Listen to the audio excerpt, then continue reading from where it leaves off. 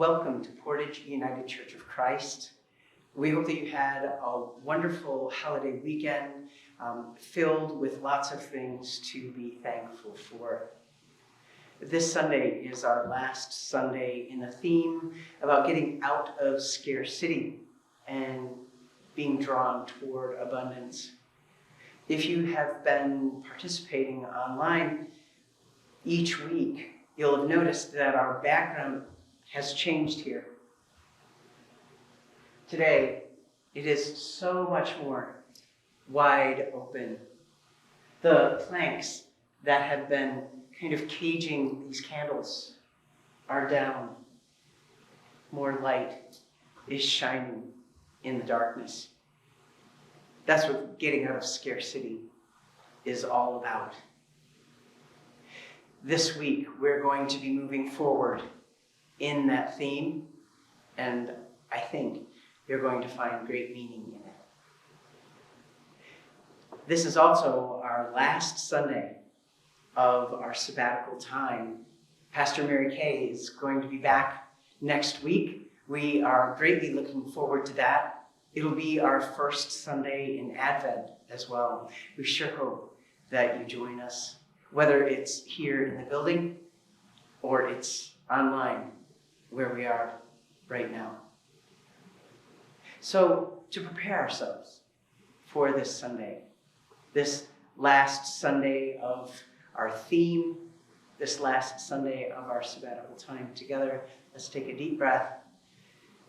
Bring ourselves to this time that we've intentionally come to, that we brought our bodies into the space that we're in.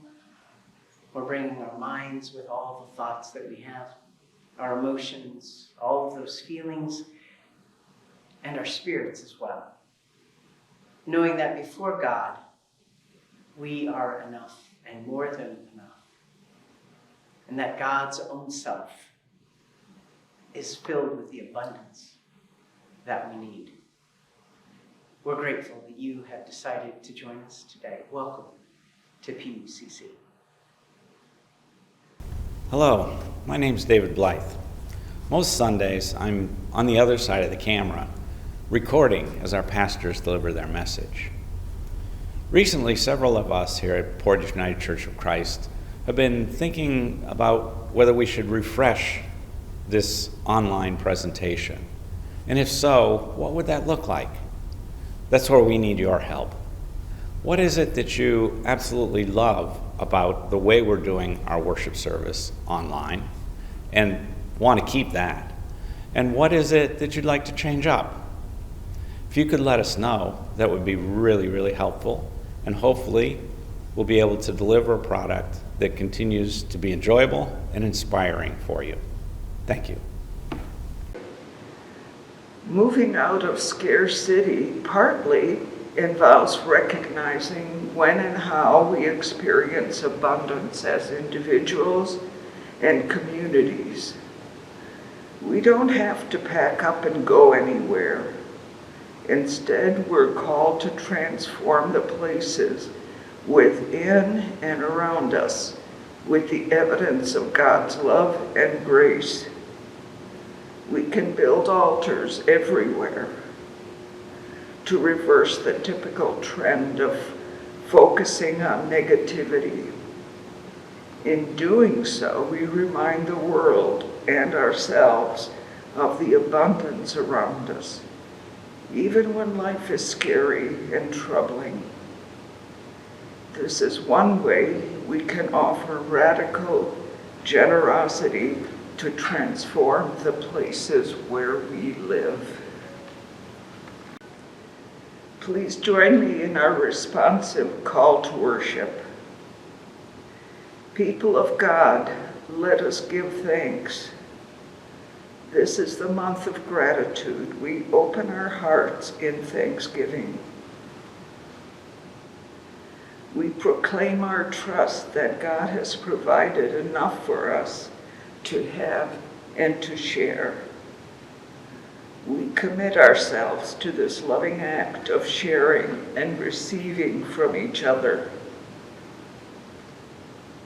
Today, We come together to practice our faith so that fears of scarcity won't overwhelm us.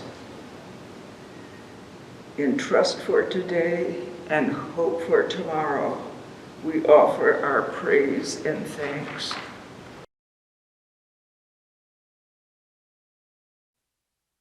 Spirit, open my heart to the joy and pain of living. As you love, may I love in receiving and in giving. Spirit, open my heart. God, replace my stony heart with a heart that's kind and tender. All my coldness and fear, to your grace I now surrender. Spirit, open my heart. Write your love upon my heart.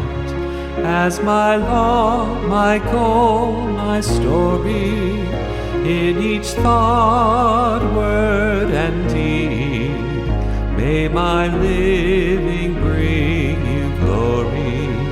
Spirit, open my heart. May I weep with those who weep. Share the joy of sister, brother, in the welcome of Christ. May we welcome one another. Spirit, open my heart.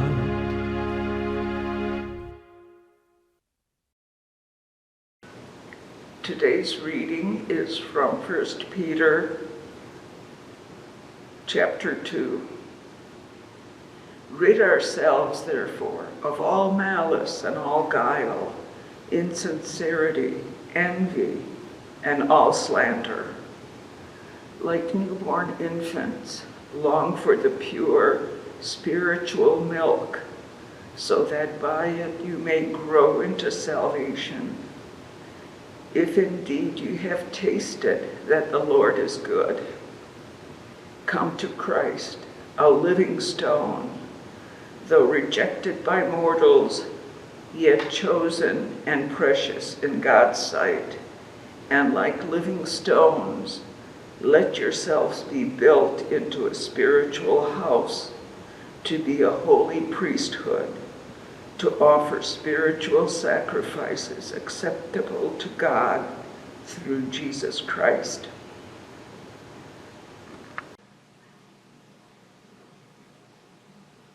Our contemporary witness today is an excerpt from pages 190 and 191 from Barbara Brown Taylor's book, An Altar in the World. She writes this: "Since I am a failure at prayer, I keep an altar in my room. It is really an old vanity made of rosewood, with fancy scroll work around the oval mirror, and a small stack of dressers on either side. I keep some icons on it, and a lot of candles. Most nights the altar just sits there, holding all of the pictures, wicks, and names. Then comes a night when I am in deep need, deep fear, deep thanks, or deep want, either for myself or for someone I love, and I light every candle on the altar. When I am through, I sit back on my heels and try to take it all in. The mirror behind the candles doubles their glow. The icons catch the light, pitching it back and forth. I can see my reflection through the flames, though only dimly. Since the mirror is an old one that has lost much of its shine, prayer overtakes me there. I am utterly swamped by the presence of the holy." When I was a little kid, growing up in the Roman Catholic Church, I gravitated toward the various religious symbols which held more meaning than words could possibly express. I spent a lot of time at the bay of votive candles meant for prayer and remembrance. For only a quarter each, you could light candles to send up prayers and thanksgiving to God. How many times did I go through my own allowance or realize I had none left and ask my mother, "Can I have a quarter or two? I want to light a candle." She had the kindness to never ask me why. The tangible nature of lighting the candle made it feel like I was doing something more than just thinking in God's general direction. Another meaningful practice for me was walking the stations of the cross along the walls of the sanctuary. I would meditate on what it might have felt like for Jesus in each of those moments. And then I would go back around and I would pick another character. What was it like for them to watch? What was it like for them to hear what was going on? There were all kinds of visual aids for me in the church to get in touch with my spirituality and with God. And when I was older, I expanded my religious experience beyond Catholicism and eventually beyond Christianity, finding visual symbols and aids in each one. Every place I went, there was some kind of altar where I could pay my respects, inquire about the future, request healing, and offer my gratitude. Soon I realized that I was making my own altars. It wasn't really intentional. I would just kind of group a collection of important to me trinkets on a window ledge. I might decorate a side table with a few candles, a rock, a feather. Simple, informal places that had greater meaning for me than I consciously realized. I was surprised when it occurred to me I was creating altars in my home. And I wondered, what in the world am I doing that for? What does it mean to me? What purpose does this have in my life? And what I learned is that these altars were and are places of grounding. Whether it's a public altar or a private one, the symbols, trinkets, candles, photos, and other tactile elements help us to link us in this world to the greater existence that we are all a part of and live in. This is also true of our decorated table, which is a type of altar. It's a visual, tangible way for us to connect the teachings and themes we're focusing on with the life we know and the greater existence we're reaching to understand and to live into more fully. Creating altars is a way of uncovering and revealing what's meaningful to us. This is my main altar at my house. It is filled with meaningful items that reflect my life and relationships with family and friends. I could tell you about each item on those shelves, but I don't think I could convey to you the depth of meaning that they have to me and why I would pick them out of all the stuff I have. Why did I decide to use these particular bits of stuff? With a finite amount of space and items, we expand our understanding of ourselves, our place in the world, our relationship with God. And if that was the only thing it did, that would be enough. But there's more to it for me. Altars are interactive. They are a force outside of ourselves which we create. Now, once we create them, we can absolutely ignore them. They can become a part of the scenery, or they can exert an external influence that we create for ourselves to help us live more fully into our core values of life and faith. In our reading of 1 Peter, we heard the teaching to rid ourselves of things like malice and guile, insincerity, envy, slander. We are to come to Christ, the living stone, so that we can become living stones too, building our community into a spiritual house and a holy priesthood. When we create altars and decide to look for altars in the world, we are making choices to build ourselves up into those living stones that Peter is talking about. For instance, there are numerous times in the Hebrew Bible when something significant happens and they make an altar.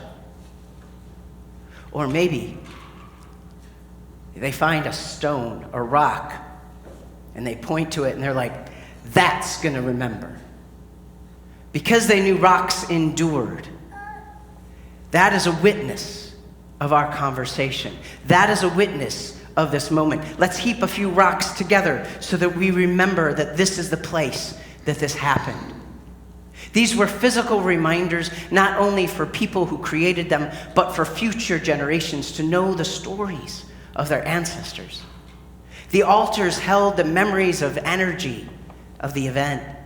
They also reached forward to help build the future through inspiring the next generations to continue the legacy of their predecessors. We see altars everywhere, even if we don't recognize them as such. Shrines are a kind of an altar.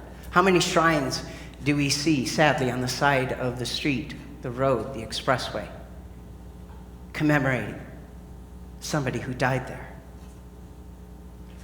Even if we don't know what took place, we don't know who it was, the memory of that life commemorated becomes alive to us in some level. We have more casual kinds of altars in our homes. I've seen refrigerators that are kind of like altars. With little magnets, pieces of art, bits of paper. They hold the tender memories of days gone by. You can see the arc of a family's life on some fridges. They are fun to look at, but they also remind us, be your best self. Do it for them. Do it for yourself. Our spirituality is rooted in the way we live our lives. It isn't just something ethereal out there somewhere. It's more than praying, singing hymns, or going to church. The tangibility of altars is like a doorway between the worlds of holy mystery and this earthly life. We might be tempted to believe that an altar in a building like a church is more sacred and meaningful than the one we have at home. Now, thinking about that bay of candles at the church, in the church of my childhood in particular, I would say that the constant use of those candles and the prayers whispered over them by strangers as well as church friends, it imbues them with an amazing power. However, the personal nature of our home altars has a depth of power all their own. Each is important and helps us grow in our Christian walk away from the powers and the actions of malice and all the rest that Peter mentioned, through these visual reminders and affirmations. More importantly, it helps us live more fully into who we want to be based on our convictions of faith, building us into a spiritual house, building us into a holy priesthood, the one that we long to become. I believe in the transformative power of altars and altar building. They are one way that we can shift from scarcity thinking to abundance thinking, from fear-based actions to faith-based actions. They aren't the answer to our hurdles, and they aren't miraculous shortcuts.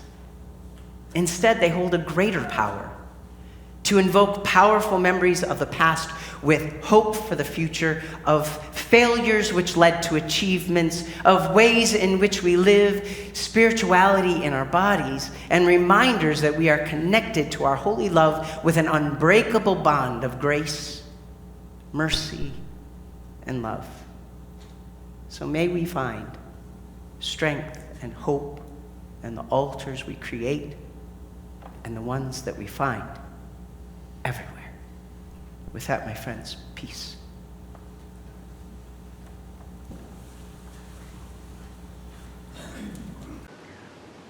Let us lift up our voices together.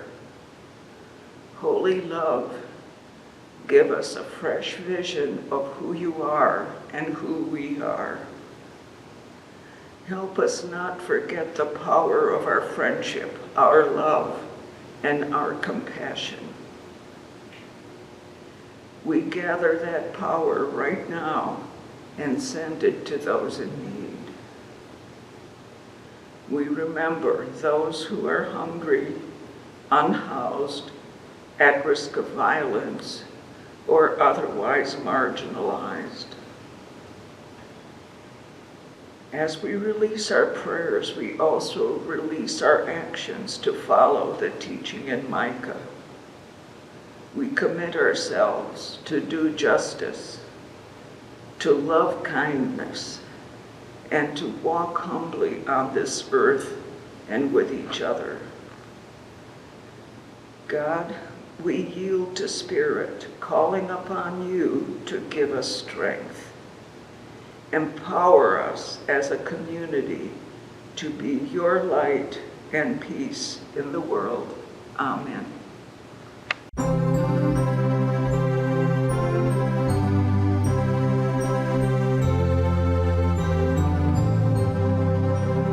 Spirit, I have heard you calling like a memory long-grown dim, crying from creation's moment, seeking voice from deep within. I have heard you in my longing, I have heard you in my pain. Now I feel your life within me, feel you burning like a flame. Now I see you all around me, now I hear you call my name. Now I speak the words you give me, now I feed creation's flame. You are speaking through my longing, you are speaking through my pain. Now I feel your life within me, and I'll never be the same.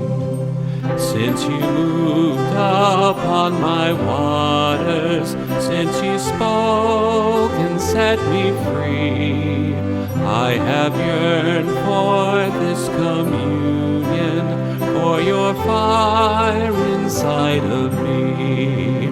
Now your love defines my longing, now your love shines through my pain. Now we dance in endless union, singing out creation's name.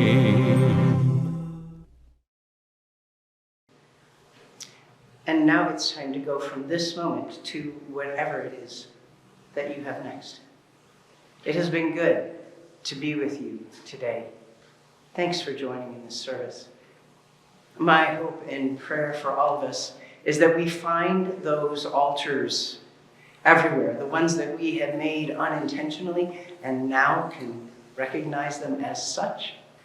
Those places out in the world where people are making meaning visually, drawing our eye into precious moments. Maybe it's a little fairy tree in your neighborhood. So many different ways for us to create these visual moments, these altars, these moments in time. So go forth into your week looking for these precious little oddities. Be inspired, encouraged, feel the compassion and the wisdom in them. As we move forward toward this Advent season, they will be little breaks from the commercialism that comes at us. Breathe them in and let them be absorbed into you to refresh you, to help you find your place and your way in this world. Go forth, my friends, in peace and as peacemakers. Go forth into the world in peace. Be of good courage. Hold fast to what is good. Render to no one evil for evil. Strengthen the faint-hearted. Support the weak. Help the afflicted. Honor all people. Love and serve our God, rejoicing in the power of the Holy Spirit.